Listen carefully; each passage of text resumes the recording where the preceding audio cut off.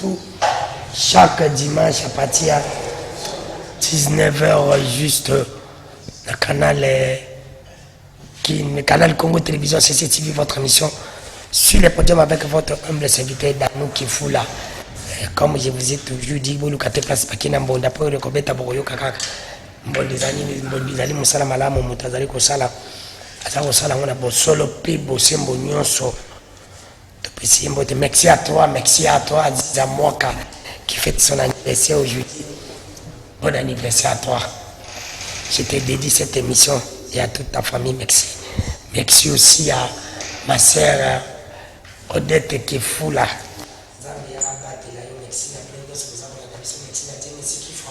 Merci à Bruno Zinga, merci à Romain Makonda, autorité morale de cette émission. Merci à notre DG, le député Raphaël Kubuka. C'est un colochino yimoko sénateur Jean-Pierre Bimba Hugo Kandi na zakolo ba mikolo na bibo komesana to komesana na nini ba de kuza kotuna est-ce que to komesana na bonheur to komesana na passe to komesana na nini to za komesana na nyosho chose promission de fait candidat c'est qui bino to kozala na bandeko ba chrétien to kozala na musulman moko na plateau ya pourquoi parce que tout ça a besoin de yiba entre Jésus-Christ, il Mahomet, qui est le vrai prophète Yanzambi. Pourquoi Kaka? Moi, débat, nous sommes en direct, ne nous appelez pas à envoyer vos textos. Comme d'habitude, je vais vraiment annoncer, il y a des réunions sur Fallait Boyambo, Landa Beja, Bamba, de Goudabissa, Brazzaville. Beja, Bamba, Zali, bel et bien à plateau Nabiso, mais moyen à participer à l'émission à l'éloisalité parce que, chrétien Bazali, tellement moi, il est. Mais je te permettre de me talibino après manaïna mais il est avec nous la PCP moté parce qu'azana biso na plateau déjà bambo sanga combattant Jésus-Christ lui azala toujours présent sur bien une émission il y a sur le podium à 30 vraiment na PCP moté lundi pour nabino mettre de la parole o azana biso mettre de la parole moté obela ki boni zoto vraiment batu ba félicitations l'émission les kaki Venga nazo comprendre que bato bazo féliciter ba pasteur mso baza koboya yo babiso comme chose comme ça l'ensemble tous à le lema bezarani vous allez faut ça parce qu'il y a un problème vérité sobrié ils ont la difficulté ba bandima pour bozo bato boso mabe eleki mingi alors tout ça fort dans ngolo ensemble tout à ça la vérité vous doit comprendre la vérité car la Bible dit vous connaîtrez la vérité et la vérité vous affranchira. On n'a pas dit que vous connaîtrez quelque ce soit ou vous connaîtrez autre chose. Ce n'est que la seule vérité. Merci. Prophète Samuel Tamba, qui signe son retour là sur les podiums. Plus de 4 mois d'absence de l'émission. Boni. Bien, Dekodano, par la grâce de Dieu, nous sommes là, toujours au service de la vérité. Parce que Nathan Soukao, il y a tellement. Séduction ils ont canalisé, amené par des faux prophètes. Ça a été vérité à Malobanzambe et au Kanate et Banate pour être perdu. Il y a encore mon oncle là, Emile Pia, à Sakolanda Bisso depuis Madagascar, le Bidanou. Atunenga, prophète Nazara fier, Wana, à mon oncle, et Bibi Bemin, Coloso Yamaïde. C'est comme ça quand il y a eu les Bibi Bemin. Non, fierté. Bon, je ne sais pas, si on est fier, mais je comprends que qui a fierté. C'est tout simplement comme ça que tu vas dire après la Bible mingi. Comment on a un imam mbote ndeko. Mbote. Boni. Ah, tu as bien l'angolo en Zambie. Yo potangi comme Zambie. Oui. Lelo lati zambalate prendre. Bon, ça style les gars. Lelo lati zambalate. Ça va merci. Débat et fondami. Entre Jésus-Christ et Mahomet, qui est le vrai prophète de Dieu. N'a pas pour la mettre de la parole, mettre de la parole. Entre Jésus-Christ et Mahomet. N'a pas vraiment vrai prophète. Bon, merci pour tout ça. Mais la problématique est bien posée. Mais il faut que vous d'abord prophète. Parce que ce que comprendre le prophète, c'est difficile de définir Jésus-Christ et Mahomet. Parce que le prophète n'a pas qualifié en moto. Et ça est différent d'un prophète avec un ça va toujours le moment. Celui qui débat la mission centralisé dans Nzambe, Dieu est esprit. Et que ces vrais adorateurs doivent l'adorer par l'esprit et en vérité. ce que tu as l'esprit prophète des années, pour la moto prophète des années. Ce qui prophète l'esprit, par exemple, on reçoit aujourd'hui 1 Corinthiens 11, verset, je crois, verset 3, il le dit, tout homme qui prophétise, non, tout homme qui prie ou qui prophétise. Déjà, le texte a dit que prophétie, n'est-ce pas? Donc, prophète, ils ont différents à penser à mission. Parce que nous avons dit que ma canisinaï, ils ont sauté. Prophète dans les canisiens Nzambe, ils ont prophète, ils ont besoin d'exemple donné. C'est pas ça. Prophète, ils ont de la part de l'Éternel. Donc, prophète, la partie question est-ce que Mahomet, tout Jésus-Christ, alors de la part de l'Éternel? C'est ça. C'est ce qu'il faut savoir. Or, dans la Bible, on a pensé à Nzambe, prophète, c'est celui qui parle de la part de l'Éternel. Maintenant, qui parle de la part de l'Éternel? Est-ce Mahomet ou Jésus-Christ? C'est ça la question. Or, au monde, d'abord Jésus-Christ a Zanan et Mahomet a Zanan. Sauf Matthieu 1. Et ça, le monde a mis ça à nous parce qu'il peut s'appuyer sur moi élément donné tout pour comprendre le mot. La Bible dit Jésus-Christ, fils de David, fils d'Abraham. Jésus-Christ, fils de David et fils Fils d'Abraham. de David, fils d'Abraham. Azambalamo, fils à David, non fils d'Abraham. Azambalamo, fils de David, Azambalamo, fils d'Abraham. Maintenant, question. La Bible dit autant Abraham n'a David n'a ni tout le monde Abraham. Mais comment va-t-il Jésus d'abord va-t-il David Liboso, va-t-il Abraham Nassim? Et question. David n'a Abraham n'a Jésus quand? Et ça va y demander. Donc déjà, entre deux jeux, quand on a dit ça, tu vas comparer Jésus-Christ était nam kombo ya mutu songolo pakala bolimbisanga.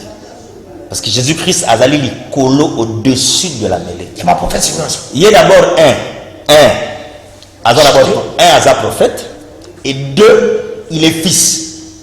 Prophète parce que c'est un envoyé, c'est celui-là qui parle de la part de l'Éternel, et fils parce qu'il dit ici en Zambie.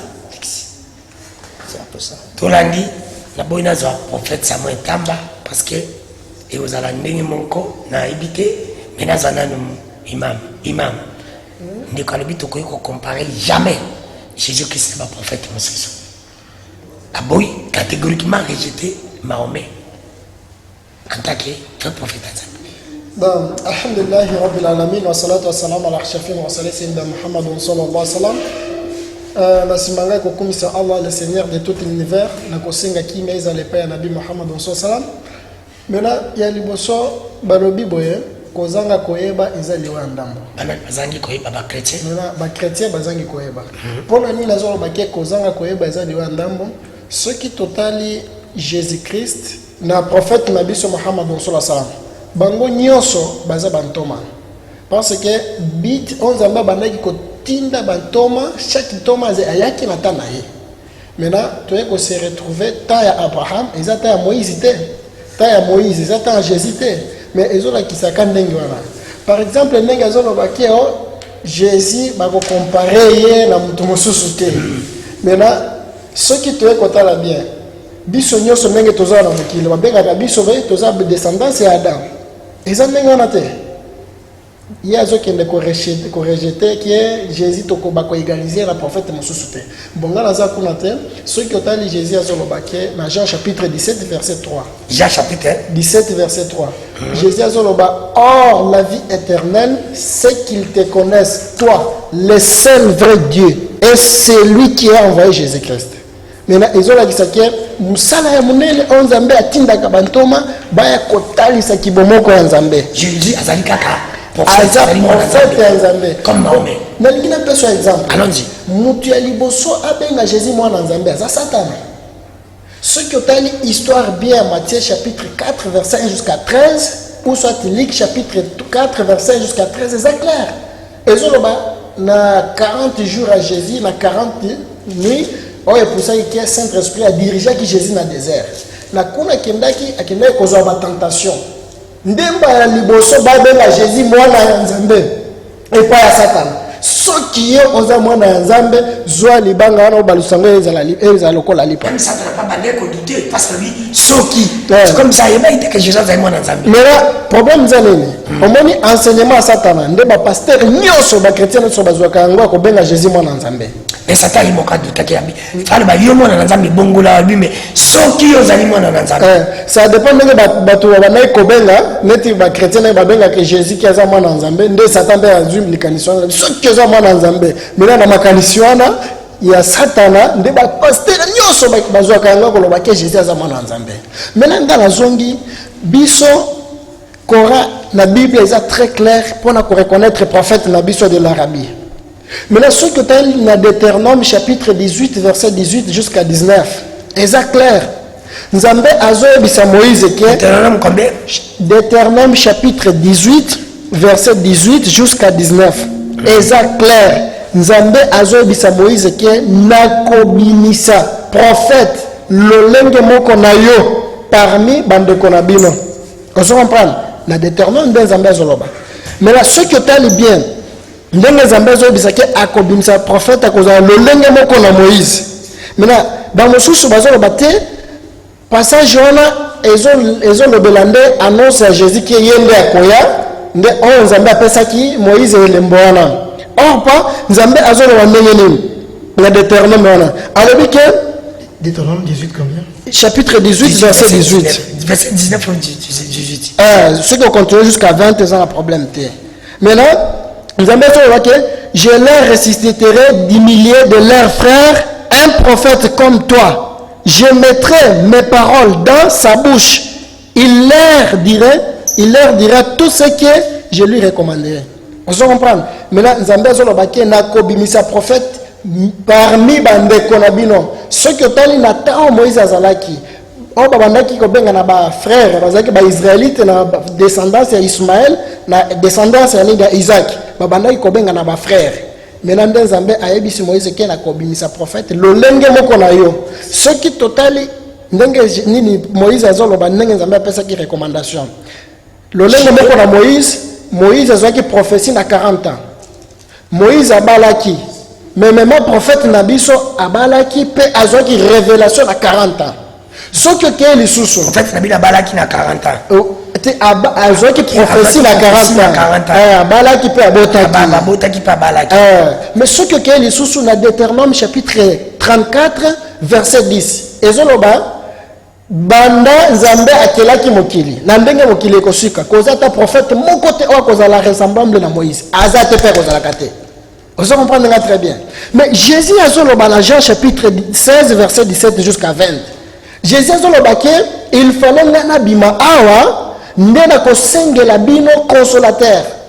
Vous comprenez? Saint-Esprit. Maintenant ceux qui ont les bateaux va maîtriser théologie très bien. Cité Bateau va maîtriser théologie. Saint-Esprit ils ont la ça avocat. Saint-Esprit ils ont la ça défenseur.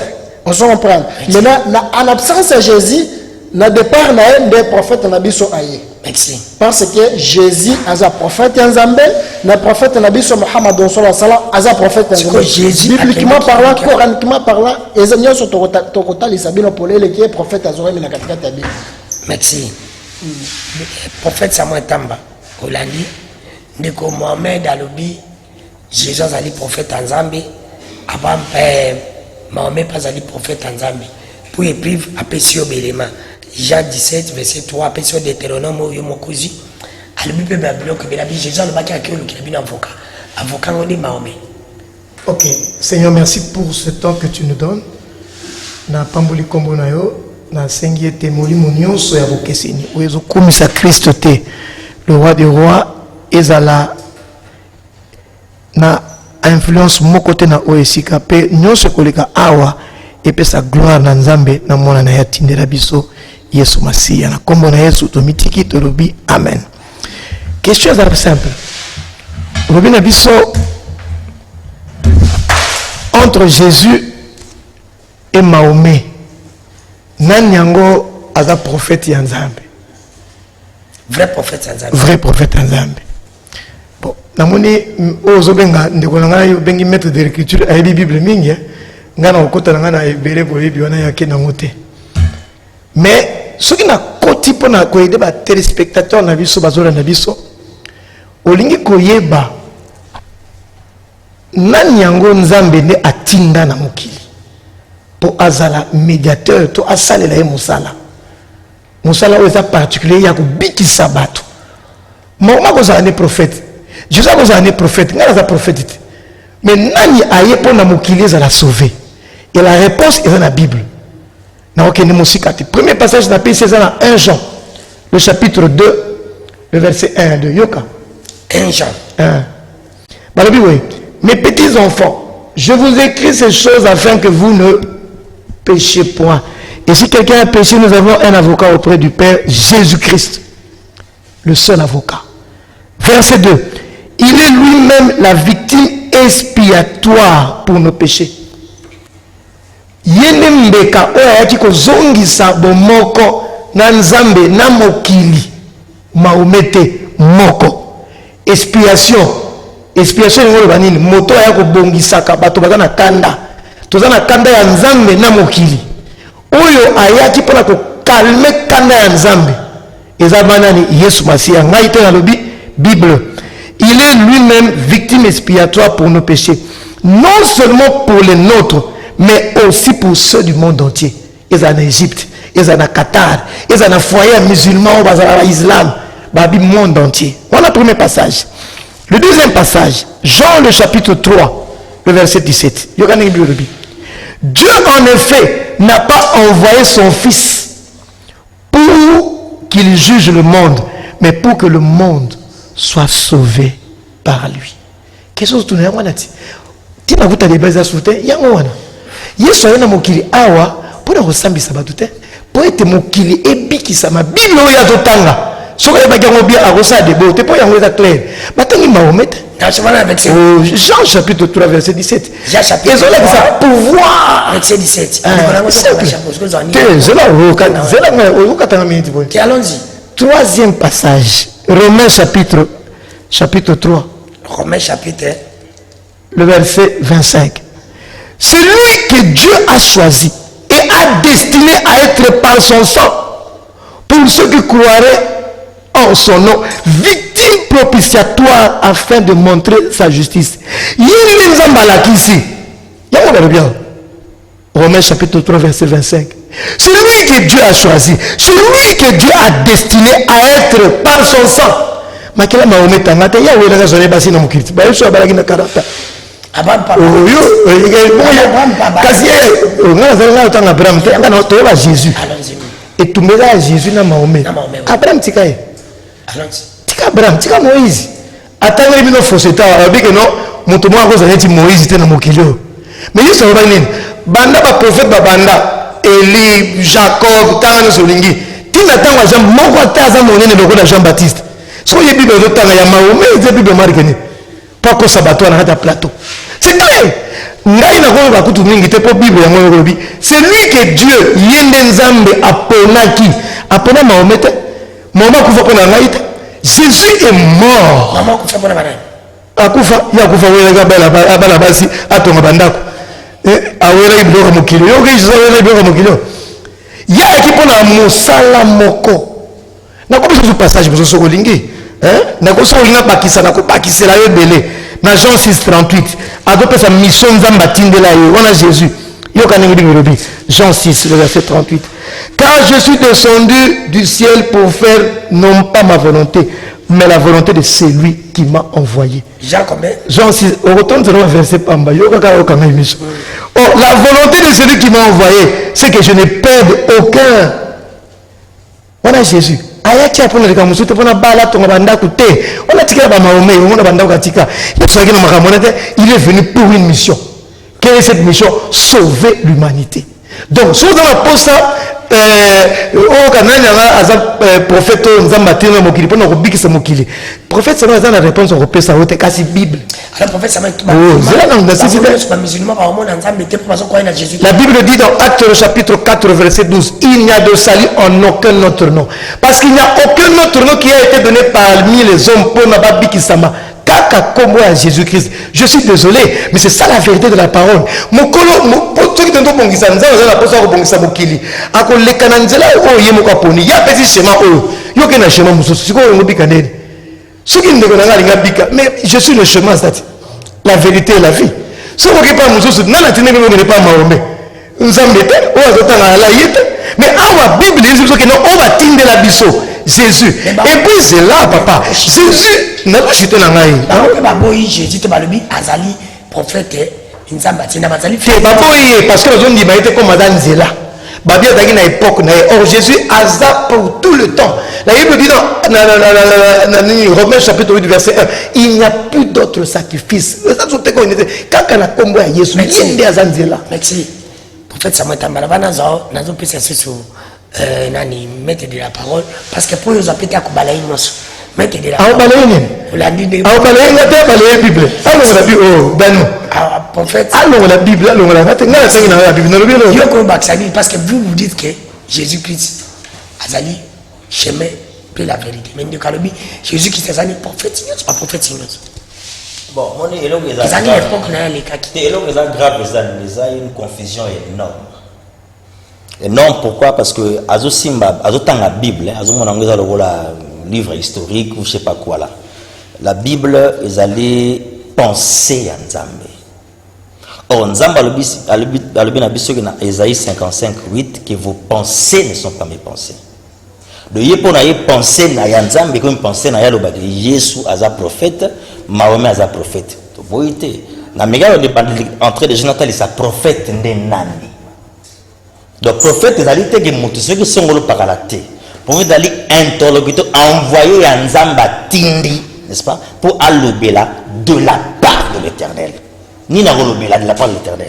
Si le biko, pour Nzamba do Tinda le biko, pour le moto, le biko, motoana, ou aza le biko, Nzamba do Tinda, pour le biko et le moto, pour faire ça le biko. Est-ce que ça m'a remis?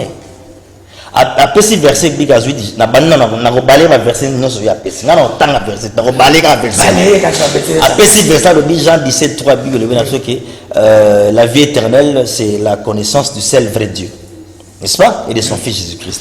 Mais bien aimé, mais c'est clair babi la vie éternelle c'est la connaissance. Bible dit mon peuple périt par manque de connaissances. Parce que connaissance soit la vie éternelle Mahomet. C'est ça le problème. Maintenant, de Dieu et de son Fils, Jésus-Christ. Or, ce qui est clair, si on joue Jésus-Christ, d'abord, dans la terre, mon prophète en tant que Mahomet. D'accord, ok. Mahomet, il y a le Mahomet qui fait 40 ans, Azouaki Moissi. Abalaki Moissi na 40 ans. Ok, Azouaki prophétie na 40 ans, puis Abalaki. Pas de problème. Parce que 40 ans pour les années, les 40 ans, 4 ans, 0.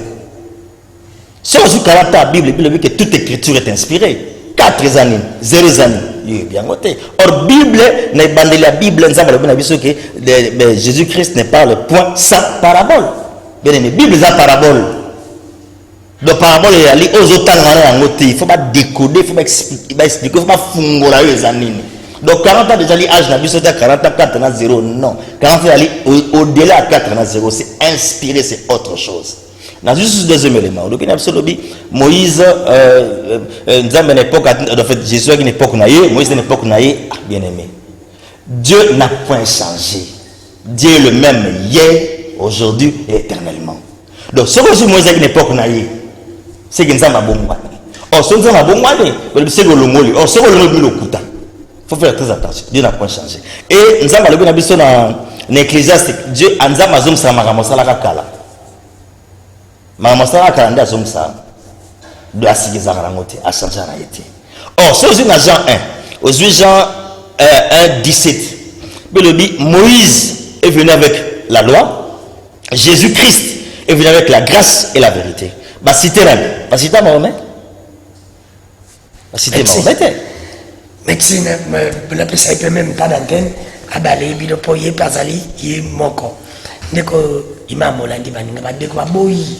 Mais pourquoi la Bible on doit vraiment prophète Samuel Tambala li fait les accusations bino nyo sonde besoin de bon dimanche Jésus il y a le bimat c'est ça clos après ça qui avec ça baki 1 Jean 3 17 c'est déjà clos match c'est mon frère donc dis madame on dit que Jésus au san maintenant Mais s'il vous plaît, il ne faut pas nous appeler, nous sommes en direct. Problème. Au titre de la mission, Baptiste, vraiment, tu n'as pas pété. Problème, Zanini. Bandeko nanga bazana libungi. Pour l'année, azolo baké, ba chrétien nyonso, ezaka bango mon côté, ba chrétien nyonso bazana libungi. Ceux qui ont ali mission en Zambé atindaki Jésus. Ezalaki mission nini? Ezalaki mission nini c'est là. Bango eloko bango bazo bosana ceux qui nga na ye na texte original ya nini ya hébreu bango bakotanga yango te biso tozwi grâce wana totangi yango nde tolingi totangisa bango nalingi natangisa bachrétien na mokanda na bango moko parce que bazo comprendre te volonté ya Nzambe pesa la Bible na yo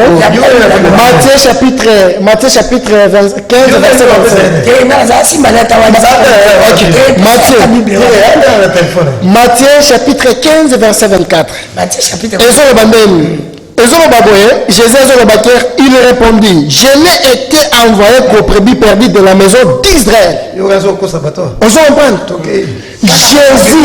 Jésus, Nzambe atinda qui est pour le peuple juif. Vous comprenez? En dehors de la bateau, les Israélites étaient tout droit à l'enfer. Pour la nuit, Matthieu chapitre 24, verset 24, Jésus a dit, na moment moko ekoya, bakoya ba chrétien ya lokuta ba faux Christ. Bakosakola bakombo nanga bakosalaka ba grand prodige na kombo nanga. Bango nyonso bazwa lokuta ne bango na ba chrétien nyonso. Bango nyonso baza ya lokuta baza libungi. Mais là ceux qui total bien, hein, bango bazo lo bakio bazo reconnaître le prophète Mohammed sallallahu alayhi wa sallam te parce que ba ebinde Bible te. Ceux qui ba ebi Bible ba maîtriser ngo très bien. Baza na prophète, maza prophète. Tous les problème Matthieu chapitre 10 verset 5 jusqu'à 7 exact clair. Jésus azotinda ba disciple na ye alobi ke bokende na ba pays mosusu te bokende na ba mboka mosusu te bokende kaka na peuple na Israélite kaka bobi mandoro Israélite parce que Jésus alobi ke avant bino bosilisa pays ya Israël nga Jésus na kozonga déjà. Vous comprenez la Bible zoloba mais biso totuni bango Jésus azotinda ba disciple na ye ke avant ye azonga avant bango basilisa musala oyo ya côté ya sango malamu ya évangile Jésus akozonga. Maintenant Jésus azongi te nani oyo apesaki ba chrétien ou soit ba disciple ya Jésus autorisation ya kobimisa parole ya évangile ya Jésus na Israël et que na ba nation mosusu. C'est ça le problème. Ndio ya liboso. Ya mibale. Omoni problème bandeko langa bazoka musanga. Na note ya liboso. Bazoka musanga parce que baza nini baza na Saint Esprit te baza na Saint Escroc. Baza na Saint Escroc. Saint Escroc na lingi na bimisa pe passage lizobe ezoloba. Ba chrétien nyonso baza na Saint Escroc. Comme preuve 2 Corinthiens chapitre 11 verset 13 jusqu'à 14. Ezoloba toka moité. Mais là Satan a si à me transformer maître ange de la lumière. Vous comprenez? Na basali na ye basi ba me transformer net basali en Nzambe nde bango nyonso wana bazokende na lifelo. Ba chrétien nyonso baza na place te. Parce que prophète na bilote. Te ezaka pour comme le prophète. Il y a le bosso bazo boa prophète, hein? Prophète na biso o ayebani par toi que Mohammed. Yami balé bazo considérer que Jésus a Nzambe en même temps que la katikati la Bible causa ta verset mais Jésus a Nzambe te. Na zoloba au moins une Bible zao o ezotanga za Bible Louis II si je n'abuse pas. Au moins tous les versions différents. Causa Bible ils ont 77 livres. Causa Bible ils ont 74 livres. Causa Bible ils ont 83 livres. Mais la Causa Bible ils ont 66 livres. Oh il y a 66 livres de bazobenga Louis II. Ils ont 39 livres Ancien Testament, 27 livres et Nouveau Testament. Jésus a Nzambe te. Jésus a Nzambe te. Aza prophète ni Mahomet.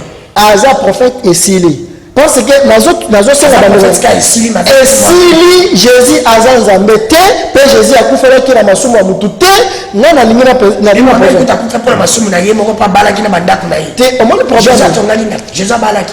Là le Bible Jésus a balaki. Jésus a balaki te. Prophète na biso a balaki. Vous comprenez? Jésus ayaki kokufela pour na masumu ya bato te.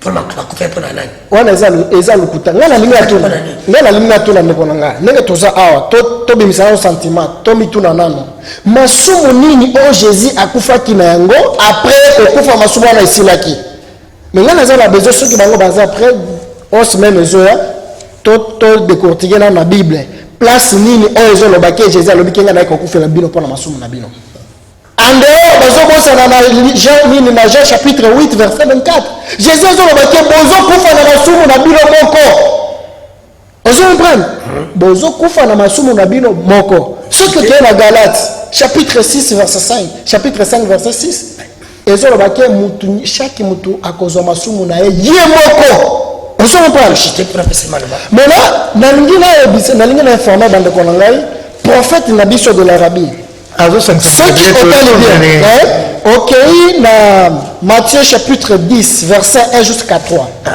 Jésus a 12 tribus à Israël. On se comprend comme les disciples. Dans les disciples, nous sommes Jésus, Bazalaki, nos Israélites étaient. Nous sommes les besoins. Il y a mis dans l'enseignement où Jésus a dit que pas en Zambé. Ezalaki uniquement pour le peuple juif. Il y a mis ça tout.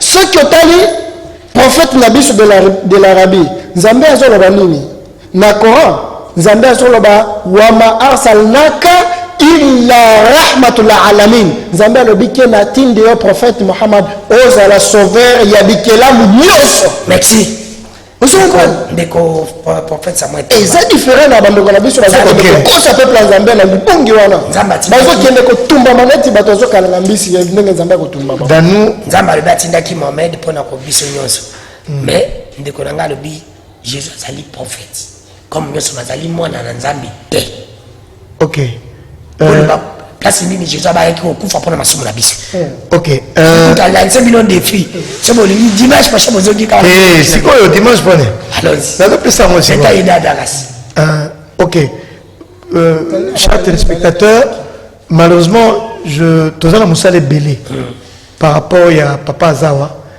mais de ce tour aussi mais na mutu to na makolo simba ya tala parce que vraiment ignorance oyo eza mo pasi oyo yazanango mais tozeli hébreu to moni hébreu te bandeko bazo benga ebele bo benga te yo kanano tikana bandeko na to kanano papo alors atangeli ce passage alinga ko sabato Matthieu chapitre 15 verset 24 natangangwa je n'ai été envoyé qu'aux brebis perdues de la maison d'Israël. Et ça dit réponse au Yesu aye kopesa mama moko azaki na posa ya lobiko ya mwana na ye. Yesu aye pona mwana bika, mais mama moko aye pona mwana bika. Bako bana ngoza na banda verset 21 tina 28. Metala lokuta. Kozanga argument. Aye abi Yesu bikisa na mwana nga. Yesu habité na kopikisa te pona zalaki kaka envoyé et pas ba brebis perdues d'Israël. Voilà la réponse de Jésus appréciée. Et pourquoi le Bible? C'est là que citation sa réponse. Donc, n'a pas ça le bico, mais ce qu'on a souka. Hein? Verset 28.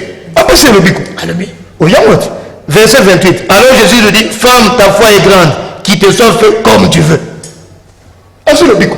Cela veut dire que Jésus a pensé qu'il y a le bico. Avec qui peut naïe. Mais non, mais pourquoi Jésus a le parole? Justement, il va comprendre, mais il ne va pas Israël est là qui échantillon au Yesu à Kotaki. Pour que l'évangile est annoncé dans tout le monde. C'était la voie par excellence à Kotaki pour que l'évangile est pas dans mon climat. Et puis c'est biblique. Ce qui est dans Romains 11, on dit que non, pour bien que l'évangile, tu penses dans mon climat bimba. Azo beta machola Saint-Esprit awa. Abengi Israël no papa. Abengi abinga on appelle ça qui ndingisa. Boke te bolo na Israël boke mité, mais c'est le Saint-Esprit oyo yebite. Na acte. Abi bozela. Acte chapitre 1 le verset 8. Molimo santo ala tabino boko panza sango malamu na ye babaye na Jérusalem o wana zolo ba wana na Israël tina ba extrémité ya mokili mobimba. Acte chapitre 1 nazo zwango rapidement. OK. Mais vous recevrez une puissance, le Saint-Esprit survenant sur vous et vous serez mes témoins à Jérusalem. Babaye na wana à Poussi dans toute la Judée, dans la Samarie et jusqu'aux extrémités de la terre. Il y a où c'est clair. Parce qu'il y a un Saint-Esprit, Saint-Escroc. Il y a un escroc, tu es dans la Bible, il y a un de pésin d'Église. Vérité. Vous, papa, tu as la naïve. Il y a un mot, tu as la Bible. ete yango eza awa 1:8 ezali awa napesa réponse awa otuni nga napesaki ndingisa bazwa sango malamu toteya na Kinshasa Saint Esprit prophète Samuel te Bible yango tano nasenga kosozoma bato boye il faut oyeba Bible po atika kokosa yo ngai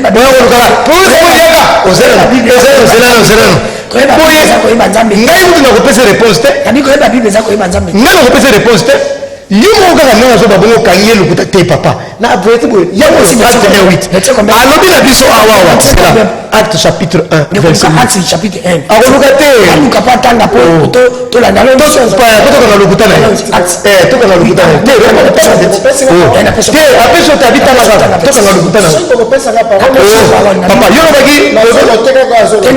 yo lobaki na biso tozoteya sango lamu mpo na nini napesi yo yango Acte chapitre combien? 1 verset 8 te maloba te otanga atanga aloba te atanga ok olobi totanga na Acte des Apôtres chapitre 1 verset 8 ok elobi boye mais vous recevez une puissance le Saint-Esprit survenant sur vous et vous serez mes témoins à Jérusalem, dans toute la Judée, dans la Samarienne et jusqu'à l'extrémité de la terre.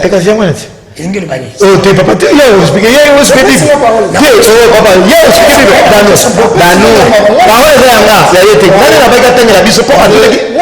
mon frère. S'il vous plaît. C'est mon temps. S'il vous plaît. S'il vous plaît. Boyo kana na zamu keko le kabino so mangani ko le plateau. Pour les spectateurs. Yo tangi o me analyser na on parole ko expliquer. OK.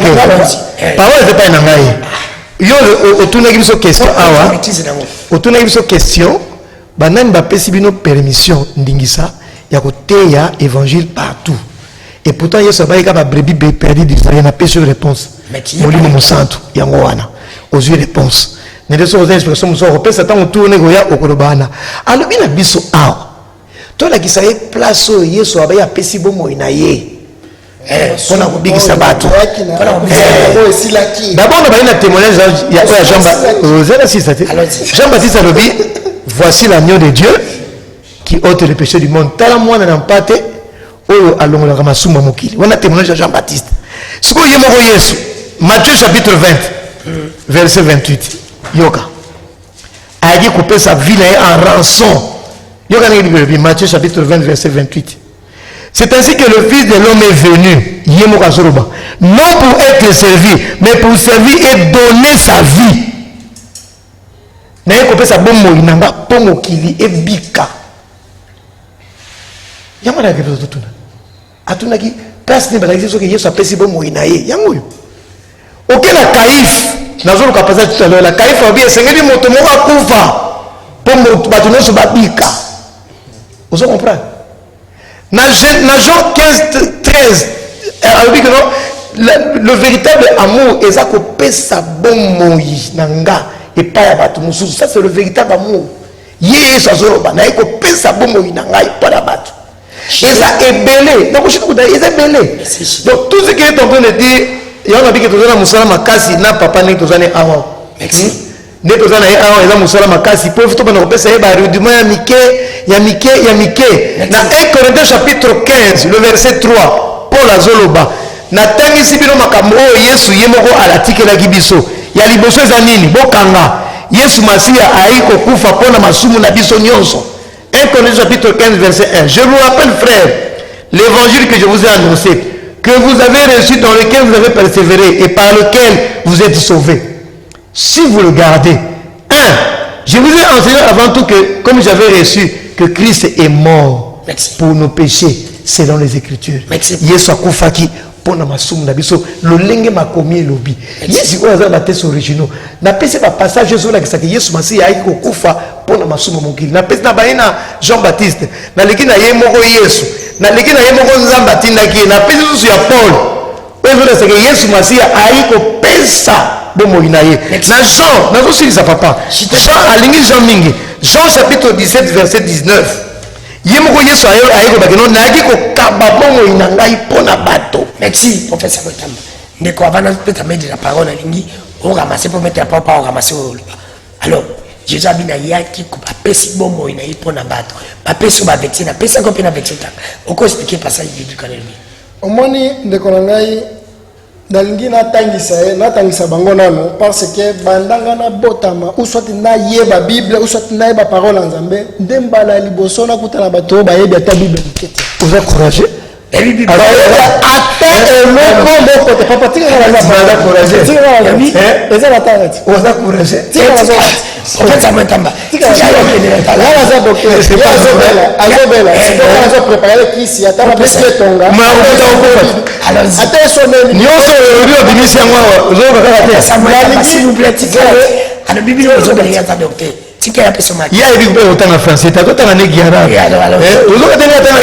a pas un problème. Tolérance. Maintenant, ce que tangi na hébreu. Expliquez la version tanga. Hébreu chapitre. Au moins le problème zanine, ngana zana besoin. Au moins ni ndenge tozo solo la awa. Bato bazola na biso bazana mayele koleka biso nyoso ndenge toza awa. Maintenant, ceux qui olinge okosa, kokosa lolenge wana te. Ya kolobaki oh Jésus alobi awa na acte des apôtres biso toyebike na katikati ya Bible koza ba évangile belé koza parmi parole et évangile à Jésus eza na katikati ya Bible koza parmi l'évangile à Paul ce que otali na Romains chapitre 16 eza évangile te eza épître Romains chapitre 16 verset 25 eza évangile tanga du verset Romains chapitre 16 verset 25 tanga ngo l'occasion nous cassons en autant allons-y. On se reprend. Mais la policier avec un mot évangile. Évangile ça va épître. Paul il y a moko ndia zoloba nata ko tanga wana okopesa nga raison. Mais ce qui totali na ndenge Jésus ayaki. Na message o ba pasteur ba kena ko sala prêcher et ça différent. Jésus etanga elobi ndeni. Mais maman, yo comprendre. À celui qui peut vous affermir selon mon évangile et la prédication de Jésus-Christ conformément à la révélation du mystère caché pendant des siècles. Évangile de qui? Il y en a. Alors Jésus ni Paul et mon poisson baki nazo yebisa bino polele na évangile nanga. On se comprend. Mais toujours baké bato oyo bazo kende kotangisa nde na volonté à évangile à Paul. Parce que ce que Paul bibliquement parlant aza païen. Na Paul comme le boya que Jésus a zambé. C'est un message. Mais Jésus mo konde azo lo baké aza zambé te. Paul a un évangile modèle. Hôtel la ligne na Matthieu ou soit Marc chapitre 12 verset 28. Exact clair. Luc chapitre 18 verset 18. Exact clair et total c'est que Jésus a zambété. Paix à cause de la zambété. Ti jusqu'à la fin du monde. Maintenant Paul a zolobaké nazo confirmer nazo informer nazo yebisabino nazo talisabino polele na évangile nangai. Au comprendre madame te papa. On se comprend. Ndé liboso. Paul a zolobaké ceux qui bino bozana 1000 professeurs. Bon bakengai nde naza papa na bino na boti bino na christianisme parce que yende mutu ya liboso aya na religion ya christianisme ce que tani na acte des apôtres chapitre 11 verset 25 exact clair na ndenge Paul akendaki kokutana na Barnabé na Antioche parce que bango bayebi histoire te ndemo ozomona bazokende kokosa peuple oyo baza distrait bazota na tante ya kotangaka Bible. Jésus est prophète comme Mahomet. Jésus ye moko azoloba Azan Thomas Yanzambe esili. Aza prophète Yanzambe, Azan Nzambe te, Azan Nzambe te. Qui jusqu'à la fin du monde. Maître de la parole, Jésus-Christ azali prophète, comme un prophète, sinon azali moi Nzambe te timukolo, Nzamba roboma mokili. Ok, merci Papa Dano. Moni, ngara na kota mingi na ba vocable te na pléthorique ya ba verset biblique, ça ne servira à rien. Mais ce qui est sûr, ce qui est bien, d'abord. Depuis ma bonne ligne de quoi il va que solo ezali vocable mais vocable wana soko oyebi yango na bososalité c'est difficile de comprendre.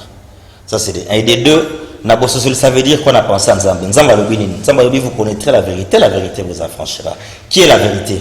Dans Jean 14, 6, Jésus a dit, je suis le chemin, la vérité et la vie. Déjà, la vérité là, c'est Jésus. Parce que Jésus a la vérité à Zanani. Parce qu'il faut la faire la maman casse. Jésus a Zanani. Dans 2 Corinthiens 11, 14. Non, 2 Corinthiens 11, 4. Biologie. Si nous vous avons prêché un autre Jésus, virgule, ou un autre esprit, virgule, ou un autre évangile, vous le supportez si fort bien. Donc ça veut dire déjà que Jésus, aujourd'hui, on a bien Jésus, non seulement au Kukueba, azali évangile, azali esprit. Or évangile, azali esprit, azali soit esprit na yo, ozo bimisala biso na plateau, soit esprit en Nzambe. Soit Nzambe de la coller Christ.